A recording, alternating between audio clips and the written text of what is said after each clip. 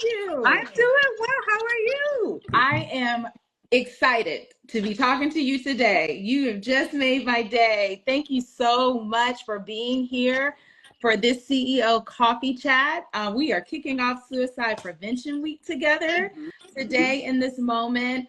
And we're going to spend our time really talking about the word no one is saying, breaking the silence on youth mental health crisis.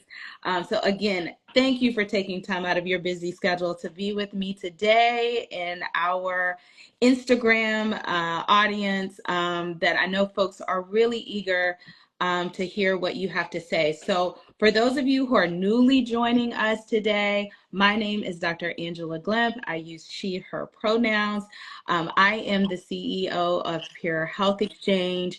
My background is actually in psychology, but I have spent 10 years of my career at this amazing organization where I get to meet experts like Dr. Tia Dole and learn. Actually, I mean, learning is powerful, and just to be in community to help us all better the lives and the health of young people. So I'm really excited to be here today in this space. I'm gonna actually share Dr. Dole's bio before we Oh, jump into our nobody discussion. wants to hear that. No, Oh, well, it's important. And especially for young people who are joining us today, they really need to understand what it takes sometimes to do this work and who phenomenal leaders are in this space. So it's going to be brief. I promise you. I won't embarrass you, but this is really important for folks to know. So Dr. Dole is the Chief 988 Suicide and Crisis Lifeline Officer. Long title, but important title, at Vibrant Emotional Health. You all should know Dr. Dole is a licensed clinical psychologist and a longtime advocate for the rights of those with intersectional identity. I didn't know this, so I was delighted to learn that Dr. Dole is a Fulbright scholar. So for young people who don't know what that means, this is your post work to look that up and you will be impressed. I promise you. She's also a published author and she sits on several committees. One of her passions is normalizing mental health conditions within communities of color, LGBTQ communities, and helping people get access to services, which is so important. So everyone, please join me in welcoming Dr. Dole to the space. Thank you for being here again. thank you. Thank you. I always feel like all that sort of lead up, folks are, you get sick of hearing about it, but honestly, I'm really thrilled to be able to talk to you. Yesterday was 988 Day, the first time ever that we've Yes. celebrated, and it's such an interesting time in mental health right now, because I think that there's a shift, and I don't know if you've experienced it as well, but it feels like people can talk about it in a very different way without being afraid that people are going to judge them. Yes. And sort of like our tagline, right? No judgment, just help for 988 right now. And I think that there's a shift. And I don't know in your sort of day-to-day life you experience it in the same way, but I think something has changed. Yes, I definitely have experienced that, especially with we get to work with day in and day out. They just have a Mhm. vocabulary around mental health that I just did not have when I was in high school. Yeah. And you're right, we are seeing more young people feel comfortable about discussing mental health. I am seeing glimmers of the stigmatization around mental health sort of decrease, or destigmatization increase, actually, which is a good thing. So yes, so I'm with you. I am definitely seeing those positive trends. Still recognizing there's still more work to be Sure. done, but really feeling good about the progress that we're making. And then speaking about like just sort of the shifting trends, what are you hearing or noticing about mental health challenges that young people are facing today? Well, there was actually there was a study that came out. This is like a few weeks ago. Was it YRBS? This is like a maybe every 2 year study, Right. and for the first time ever, levels of distress decreased by 2%. And I saw that and I was like, well, 2%. But actually 2% is still people, Right. right? And so what I think, and this is my personal opinion, is that what we see is there was this real peak during COVID, and there was this maintenance of like this post-COVID isolation, right? And I like to direct people to resources. So, the Surgeon General did that study on Hmm. loneliness. I don't know if did you read that yet? Yes, I have Yeah, seen that.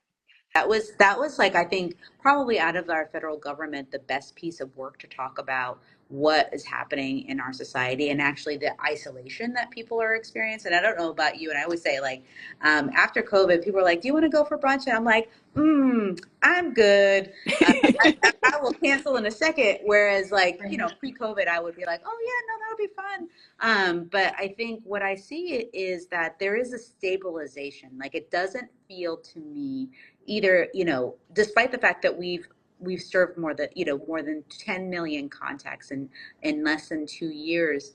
I still feel that there is a stabilization Hmm. for young people, but I would argue though that it stabilized at the wrong point, right? And so it doesn't, Hmm. like, there was a point, and I don't know if you all experienced that in your organization, which is like, just feel like things kept dropping. Like, it was just worse and worse. Kids were so unhappy. Young people were so unhappy. And now I feel like it's sort of like, they're okay, but not great.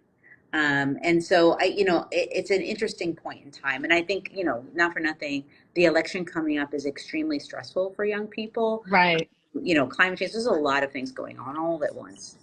Yeah, no, I would agree with that. And I think what happened with pandemic, as you're saying, we're kind of experiencing the stabilization in good ways.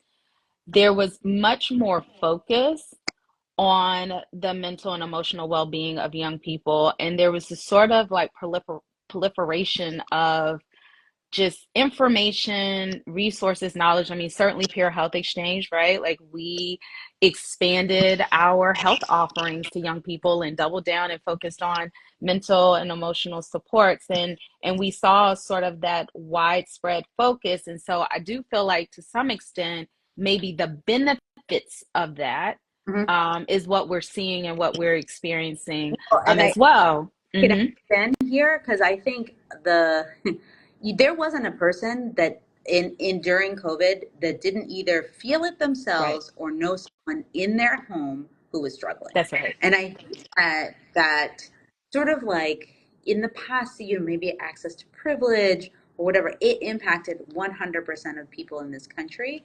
Of course, you had that rare people who were like, I learned another language during COVID. Okay, that's nice. But most people were just kind of like white knuckling it. And I think that experience where people finally, who may have not had the experience of having a mental health condition or extreme anxiety or extreme sadness or depression, finally felt it themselves. And they were like, oh, I see. And actually, I see my kids really struggling, and I That's right. have all the money in the world, and it does not help. And I think that that's an interesting dynamic to say generally. No, Hmm. I definitely agree with that. And you talked about parents, and so I do want to get your perspective on, we don't work at Peer Health Exchange. We work directly with young people, mostly adolescent or young adults, basically. But often enough, I do find myself as a parent interfacing with other parents who are like, look, how do I know that my kid is struggling? Like, what are some warning signs that my kid might be in crisis? And what are some resources Hmm. that I can use as a parent to better support my young person? I think that your best clue that something is going on with your kid is always change. And when you start to see a real shift in behavior, either sleeping too a lot to not sleeping enough, or dropping a whole friend group, making a whole new friend group, engaging in behaviors like, and it doesn't necessarily have to be things that on the surface are super negative. Hmm. But what I will say is that when you see a significant change in your child, you should pay attention to it. Because what I find, generally speaking, is when parents are talking to each other, right? You're standing around, at some event, some torturous event, Mhm. and you're like, gosh, my kid. And people are like, oh, you know how adolescents are. Right. Um, and people tend to minimize a significant change in attributing it to adolescence or attributing it to hormones. And I will say, young people get a really bad rap to be extremely moody. I think there's a certain period, maybe when you're first hitting puberty, of course. But generally speaking, a young person shouldn't be up and down, like all day long. And if you're really seeing that, you know, paying attention to yourself, like something feels off. Parents know their kids more than anybody else. If something feels wrong, asking, I think I often tell people to go to their pediatrician, saying, hey, I'm seeing this change. Or, talking to a school counselor if they feel like they don't feel comfortable talking to the pediatrician, starting with like professionals. I'm not a big fan of people Googling. Because what you don't want to do, Google is like, and then being like, oh my gosh, this terrible thing is happening. Google is helpful to a certain extent, but I do think talking to a professional is really key. And most schools nowadays have like a school counselor. You Right. can just email them and say, hey, I'd love to connect. I'm seeing this change. And they might be seeing the same change at school, and just haven't said anything to you yet. So I think long story short, I would say change. That is what you're looking for, a significant change, withdrawal, or just never being home, or something that suddenly your child doesn't feel like yours. No, that's really key. And I definitely want to double tap on what you said to parents, which is you do have some expertise, which is that you know your child, right? And so I definitely want, because I think in this day and age, especially like I said, when I talk to parents, there's a lot of insecurity about like, I don't know what to do. So Yeah. I am so happy, Dr. Dole, that you actually said, actually, you do have expertise that actually matter and are important in helping the young person in your life. And then another thing I want to double tap on, which is I want to speak to the young people who might be listening, because we often hear them tell us at Pure Health Exchange, no one's listening. No one takes my challenges seriously. And so you heard it from the expert, Dr. Dole, who says, no, your challenges matter. So young people, yes, what you're going through does matter. And parents, let's do a better job of listening. So thank you so much for that. Something to hear? Do you mind? Yeah, sure. Okay, so what I will say too is what I see in young people is actually they go above and beyond with their friends.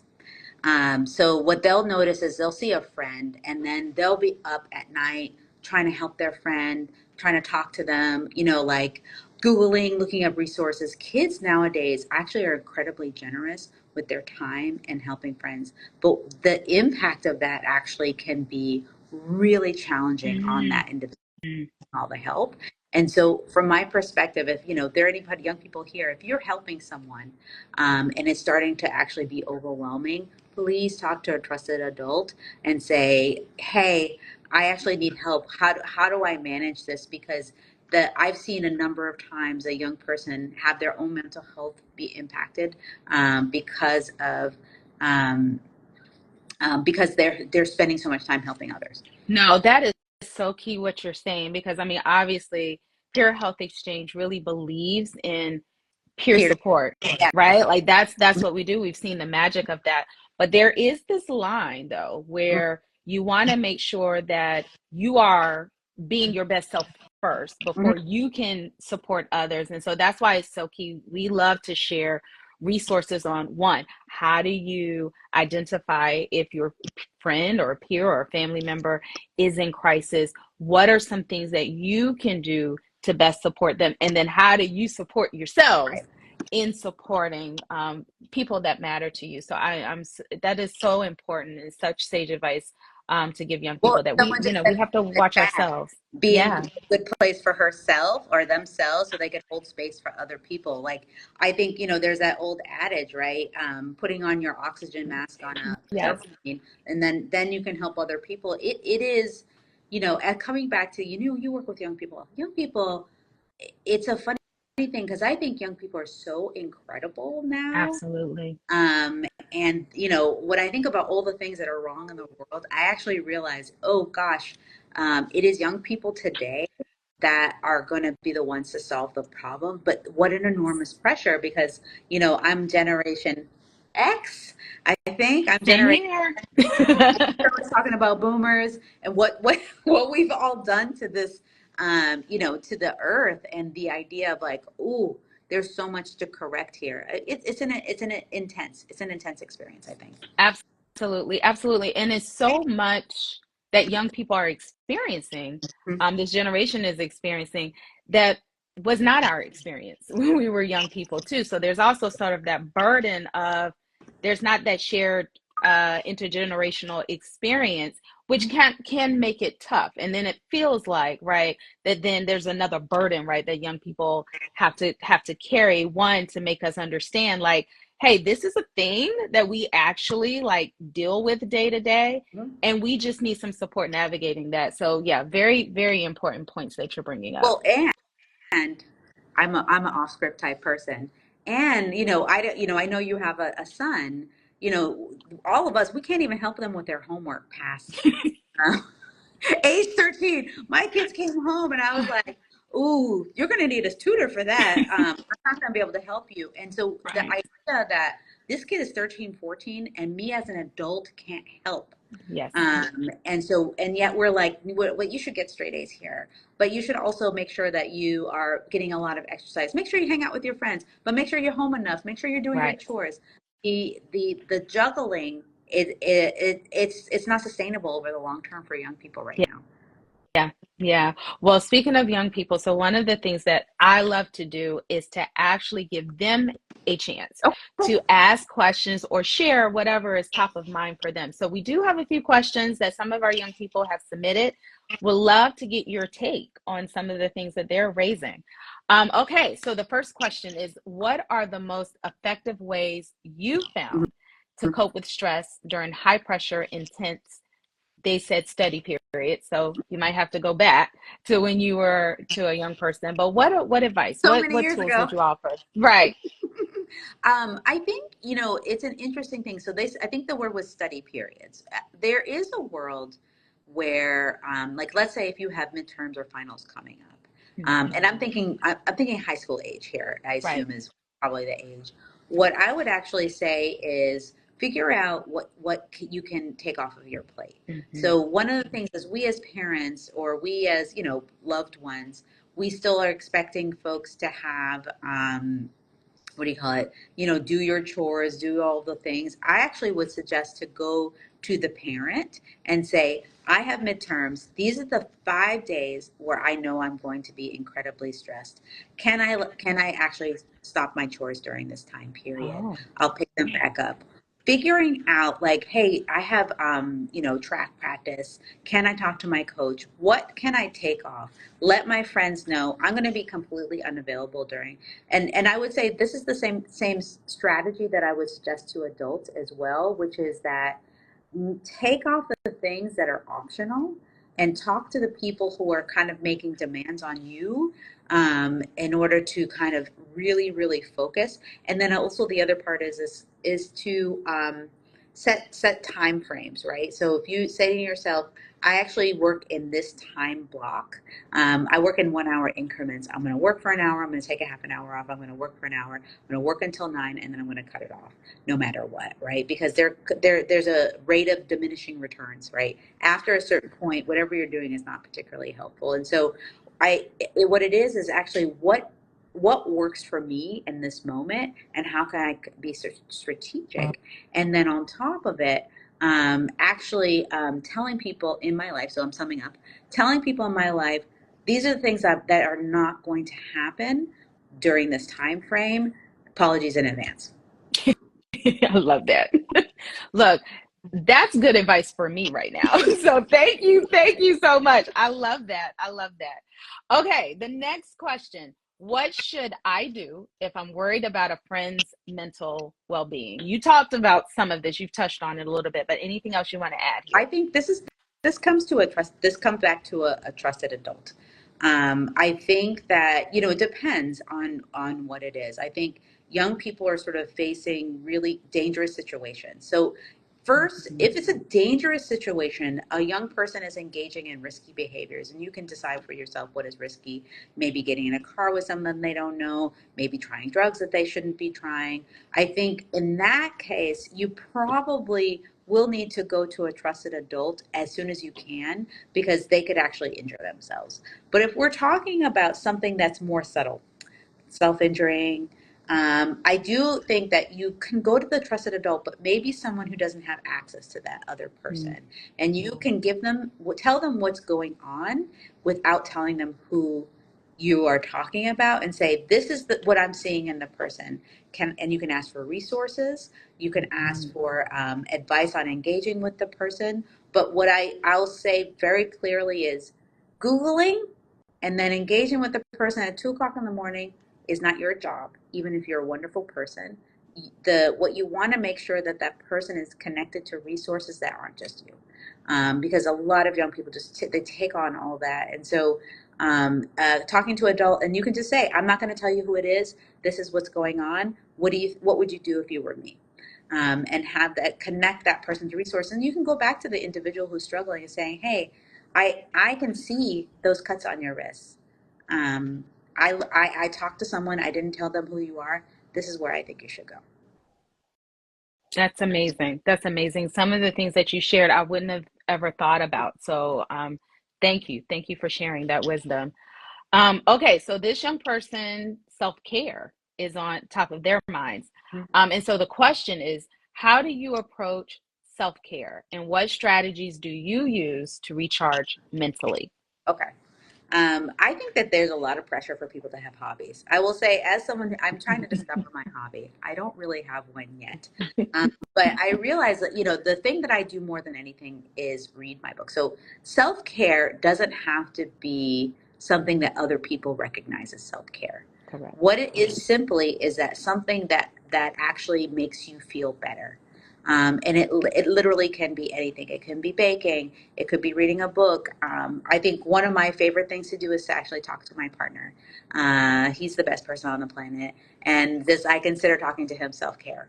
And so, like, there are different ways that people engage in self-care, and it mostly is not getting your nails and hair done, which I experience to be very annoying and stressful. It's like a track somewhere forever.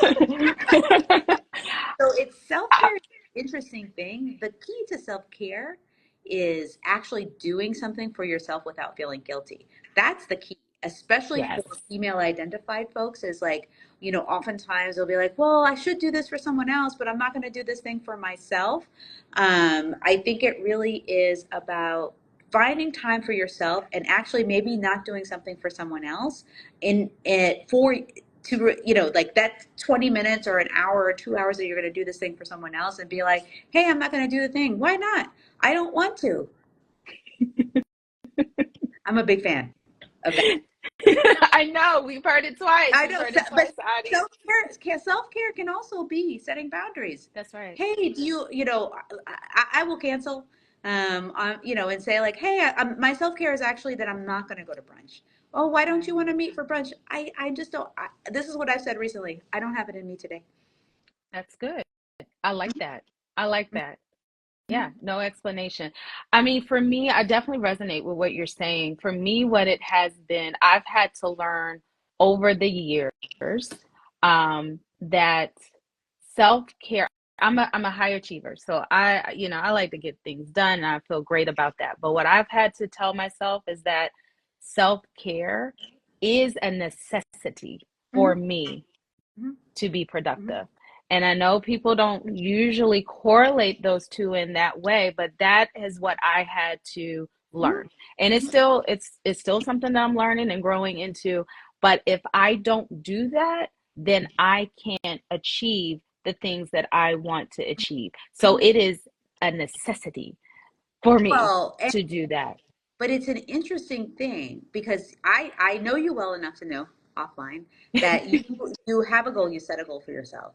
That's But right. there are times when the self-care happens, and it's not just about achievement. It's just actually not like to just be able to decompress, That's right? right. It's like one of the things that's really dangerous, I think, in our society is that we're always directionally focused.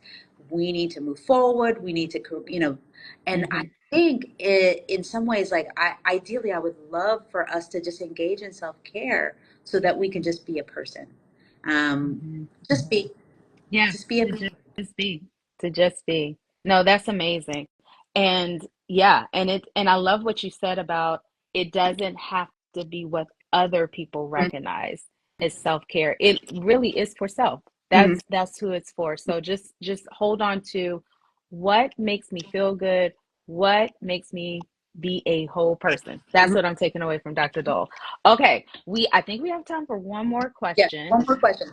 Okay, so, oh, this person is concerned about Okay. advocacy. So the question is, what steps can students take to advocate for improved mental health resources at school? And then there's a follow-up if we have time. So we'll start with that question. Um, I think there are organizations like yours, right? You have Mm-hmm. Peer Health Exchange, you have Active Minds. Mm-hmm. I do think that first you want to get together a club, even if there's only three of you in it, and start talking about mental health. But what I know to be true is that resources come when people make noise. So resources aren't going to come if you're passive. And if you're like, we need to have more resources in this school, you will need to fight for it, be loud politely, um, and sort of organize yourself and say, hey, we want to do this NAMI march. Actually, we would love to have peer health exchange here. We want to have a mental health group. Mm-hmm. We want to talk about these things. We want to highlight, suicide awareness or whatever it is. So what I'll say is that the squeaky wheel gets the oil. So it really just is about pushing people and being persistent. I consider myself to be a very persistent person, nicely. And eventually people be like, oh, fine. So keep. Yes. Yes, and I will double tap on that, young people, and just share some anecdotes that what Dr. Dole is sharing is actually real. We've had young people that have advocated for, you know, resources like a peer health exchange. We had one young person who came to us, was working on our digital work, found out that we do school-based work, and said went to their principal and said, "Hey, Mhm. why can't we have that? What needs to be true for us to get it?" And guess what? Now we're delivering peer health exchange at that young person's high school. So these things work. These things work, and I know Dr. Dole has used that in her career and in her profession. So these are actual things that I can attest to that actually do work. So if you're really, really concerned about and wanting to have more resources show up at your school, take Dr. Dole's advice, make some noise. Politely, though. Make some noise Of politely. course. Okay, we are at hour. I want to give you the final words. Is there anything else that we didn't talk about that you want to make sure that listeners hear and I know? will say, so what I'll say is this. I believe that the young people today are the people who will lead us, right? Mm-hmm. You all are the future leaders. And I don't mean that like just saying it. You all are it. And realistically speaking, I want you to start demanding what you want from us as adult allies. So have at us. Awesome. Thank you so Thank much. you. Really appreciate It you. was so nice. Always, always. Good to see you. Talk Okay. soon. Bye bye. Bye bye.